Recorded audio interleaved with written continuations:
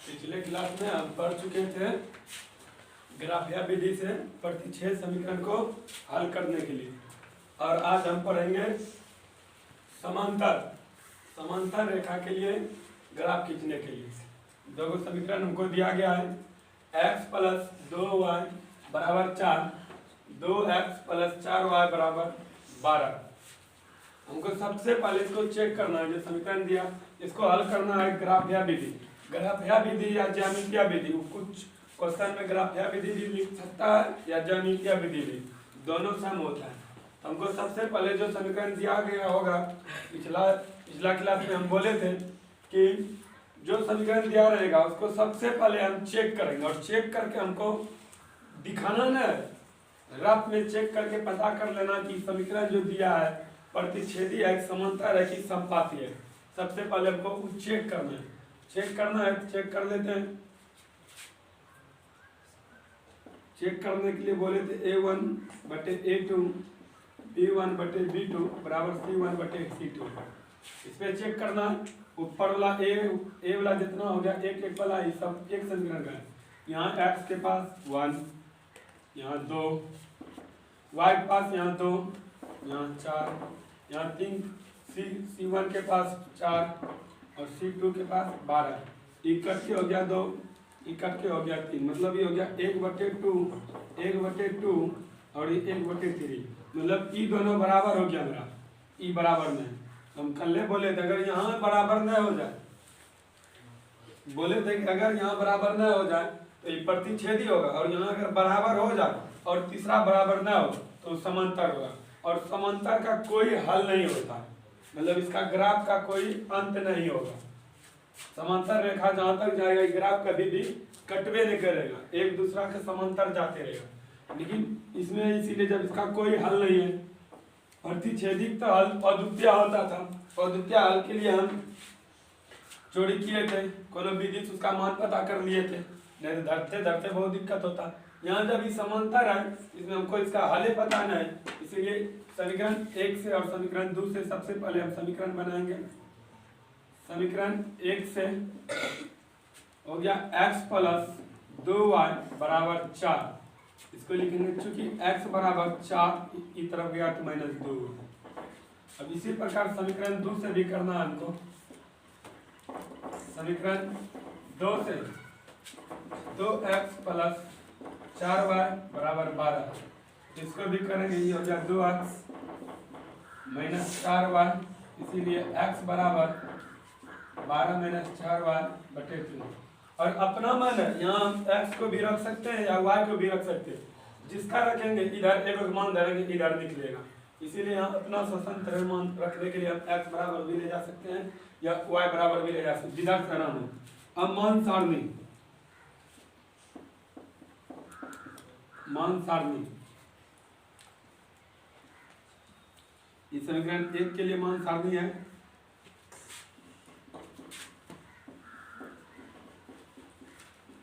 ये मान सारणी समीकरण 2 के लिए है। इस समीकरण 1 के लिए मान सारणी है, समीकरण 2 के लिए ये x, ये y, x और y। अब मान धरना और मान निकालना।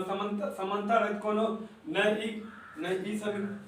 इस समीकरण का इसमें मान मिलेगा ना, इस समीकरण का इसमें मान, दोनों का विपरीत मान होगा जब भी, क्योंकि समांतर है।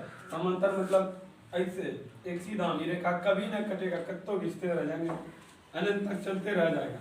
उसी तरह यहाँ वैल्यू धरना है। अगर हम यहाँ y बराबर 0 धरते हैं तो x का मान कितना हो गया, y बराबर 0 की पूरे 0, y का मान 4, और यही हम x बराबर 2 y बराबर 2 धर देते हैं तो 2 2 4 इकट्ठे 0, x बराबर 0 हो गया। अब फिर इधर मान धरते हैं, इसमें मान हो गया। अब इसमें मान धरना है, हम यहाँ 1 धर देते हैं, 1 धर देंगे कि 4, 12 4 घट गया, बचा कितना 8 बटे 2, मतलब y बराबर हम कितना धरेंगे 1, तो x बराबर हमको कितना प्राप्त हो गया 4।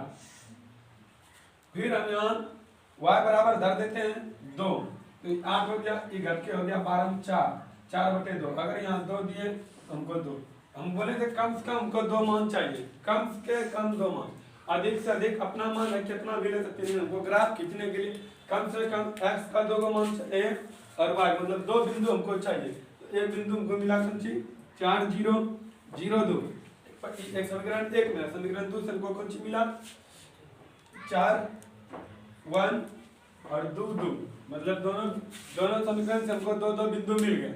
अब इसको ग्राफ पे दर्शाना है प्रतिच्छेद में, तो हमको चेक करना पड़ता है। सबसे पहले समीकरण चेक किए, समीकरण से फिर हम मान निकाल लिए, कम से कम 2 मान, अधिक से अधिक अपना मान है जितना मान निकाल सकते हो।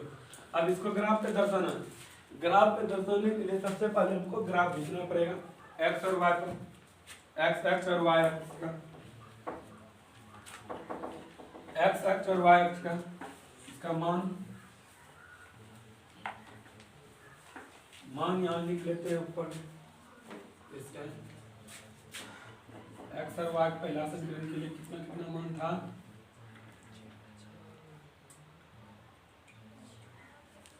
जीरो धरे थे, इदू था, और फिर इदू धरे थे, जीरो था। इस समीकरण एक के लिए मान है, उसी प्रकार समीकरण 2 के लिए भी हम मान लिए थे, क्योंकि मान को दर्शाएंगे इसलिए सामने रहना जरूरी है। इसमें कौन सी हुआ था, एक धरे थे 4 निकला था, 2 धरे थे 2 निकला था। इनका समीकरण 1 और 2 का मान था।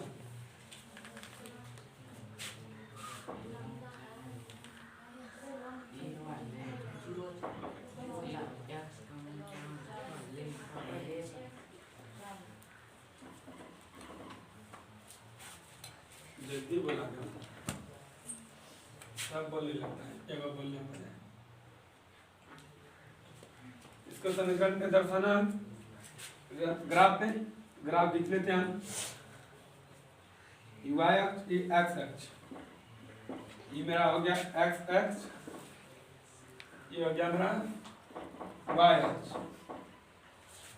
मूल बिंदु है, अधिकतम बिंदु कितना तक है 4 तक है, 4 तक ग्राफ से बिंदु ले लेते हैं, 1 2 3 4, प्लस में इधर भी 1 2 3 4, माइनस में होगा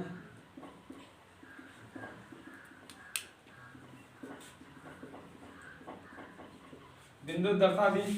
अब ये बिंदु मान लेके हमको यहाँ दर्शाना है। पहला बिंदु हमको समीकरण 1 के लिए कितना है 4 और 0, तो मेरा 4 देखना पहले x को, x 4 यहाँ मिला, 0 यहाँ है, मतलब ये बिंदु यही रेखा पर रहेगा, ये जो मिलेगा।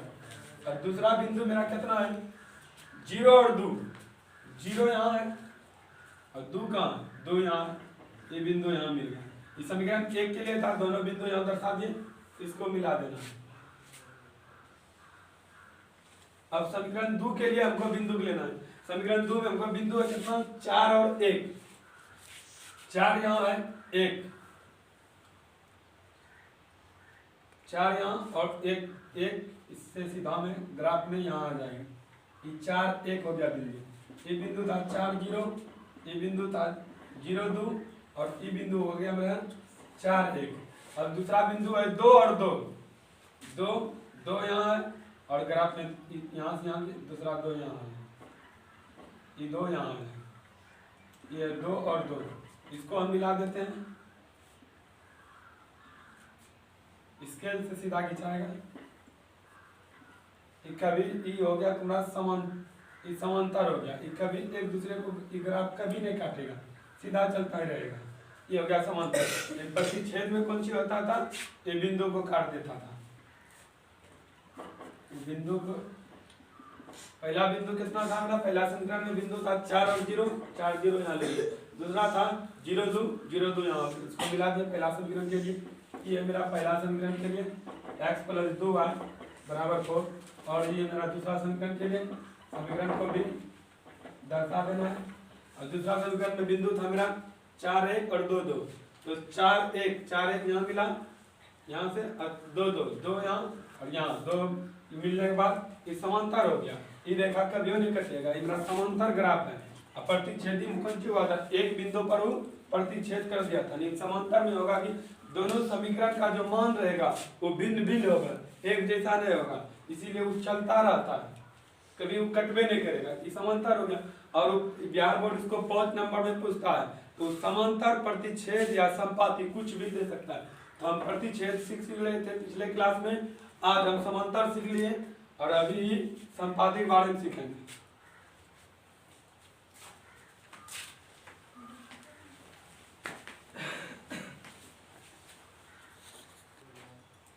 हमको इसका हल लिखना है। चूंकि रेखाएं समांतर है, अतः इसका कोई हल नहीं होगा। यही प्रतिच्छेद में लिखा था, चूंकि रेखाएं प्रतिच्छेद है, अतः इसका चूंकि इसका अद्वितीय हल है, अतः हल बराबर जिस बिंदु पे कटता था वो बिंदु मान लिख देते थे, लेकिन यहाँ कोई बिंदु भी कट पे नहीं किया, इस समांतर गया, इसीलिए इसका कोई हल नहीं होता है। और एक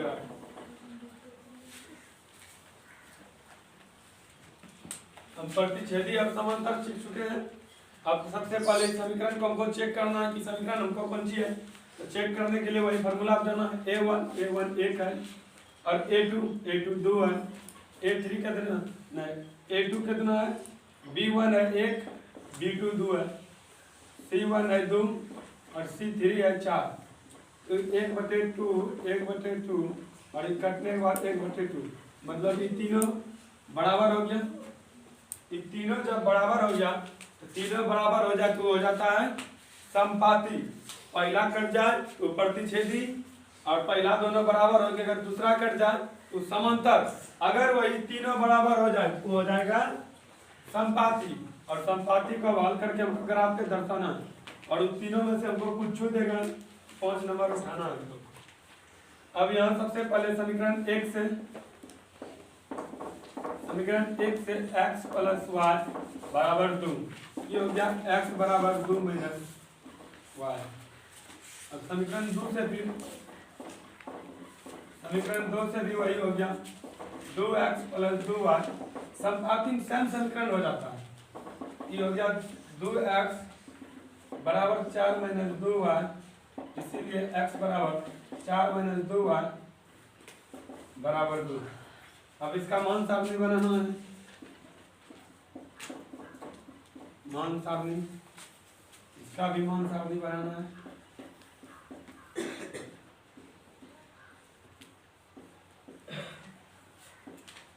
एक्स वाई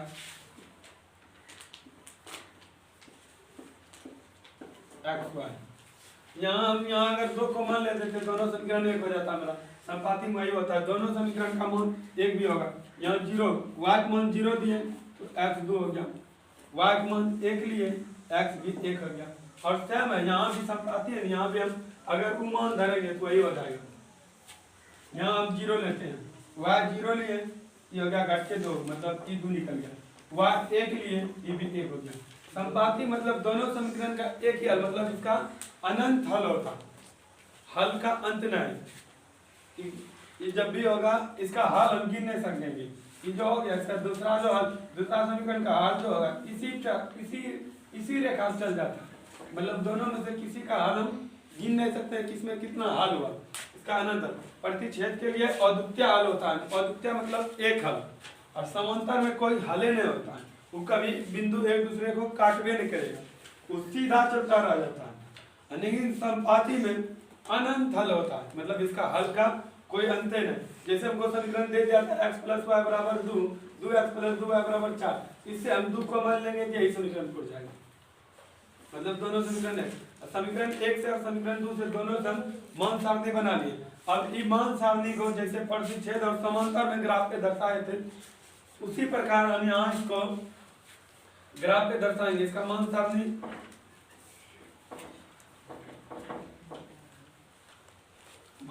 लिख लेते हैं, 2 0 1 1, ये पहला के लिए था, दूसरा के लिए मान सारणी लिख लेते हैं, सेम है। और इसको अब ग्राफ पे दर्शाना, समीकरण 1 और समीकरण 2,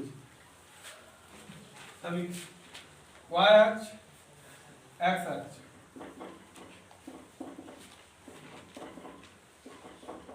अधिकतम बिंदु कितना तक है, 2 तक, 0 1 2, 1 और 2, -1 -2, -1 -2 हो गया।